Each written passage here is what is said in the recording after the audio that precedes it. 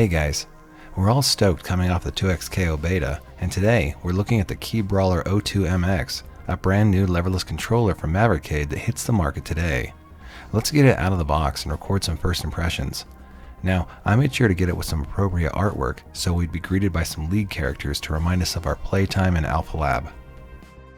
Beyond the art though, we can see this device is a bit longer than a lot of other offerings. Thicker too. Reminds me a bit of a Slab MX in way of dimensions. The palm rest is nice, and there is plenty of room for your hands. What else is interesting is this atypical layout. The circular right-hand buttons are mostly par for the course, but then things start to get a little wilder as you move to the left. Between your hands is a 4.5-inch spacebar. There are stabilizers under it, and it presses easily from both sides.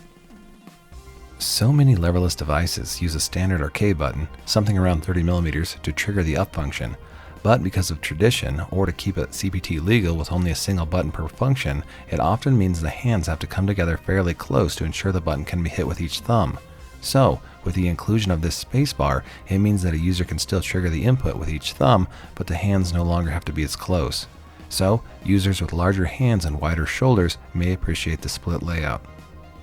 Then, there's our left-hand WASD/mix style directional functions. There's a slight angle to it to curve toward the wrist, similar to a Mixbox variant. We'll note that there's an additional up function here, just like we've seen in the past with Mixbox and Odin sensibilities.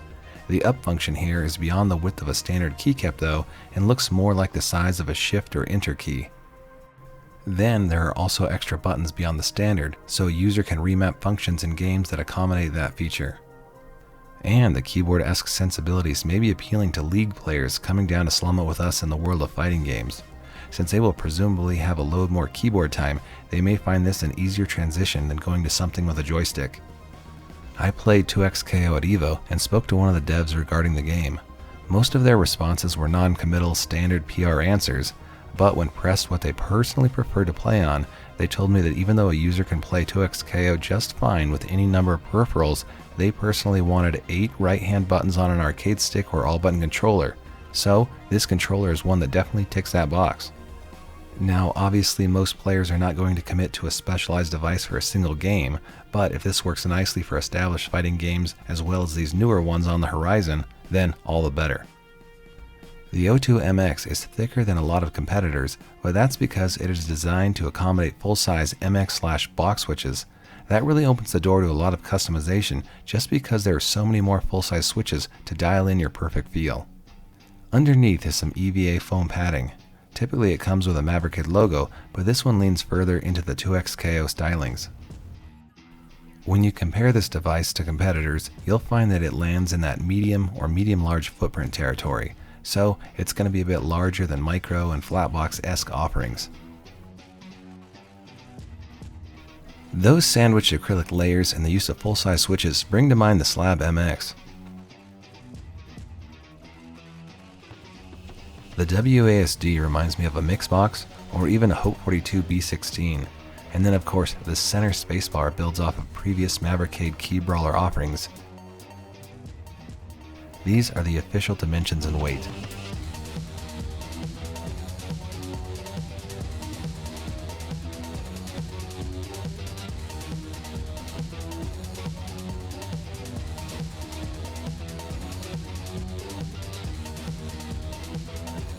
It runs on GP2040 CE firmware.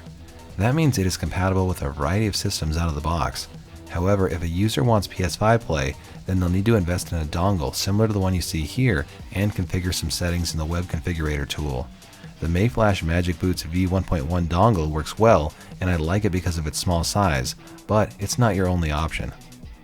If you want to tear this unit down, there are 8 small screws you'll need to remove. Once out, you can pull apart the acrylic layers, of which there are several.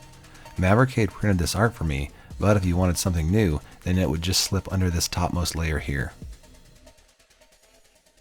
You can also see the Durock V3 PCB mounted stabilizers on this spacebar jump function. It feels solid and presses in the center and on both sides easily. And then there are these black nylon button caps.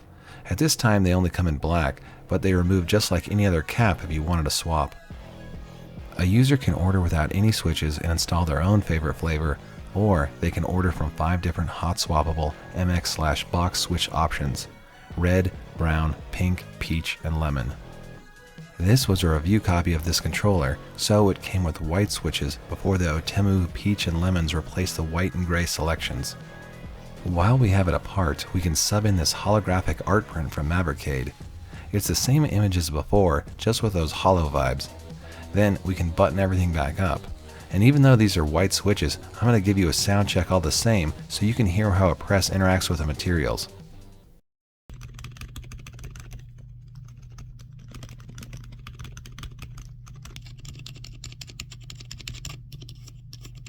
Back together and plugged in with our USB-C cable, you can see it light up. A user can toggle through different LED lighting animations and brightness levels, or change up the colors themselves in the web configurator. The same goes for the OLED screen.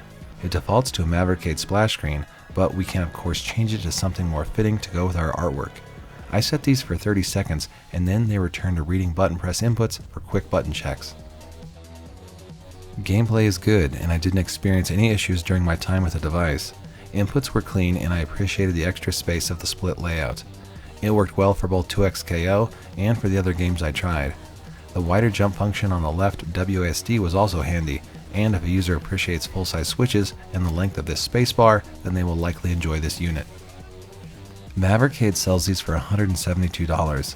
That's above the price point of some other entry leverless devices like the DualPad and Hope 42 lines, but it definitely brings something a bit different to the table. I like that Mavercade is one of the very few pushing different button shapes and sizes in their devices.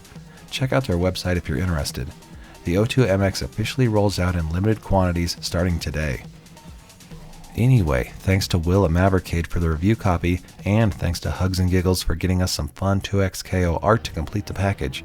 If you found value in the content, I would love it if you gave this video a like.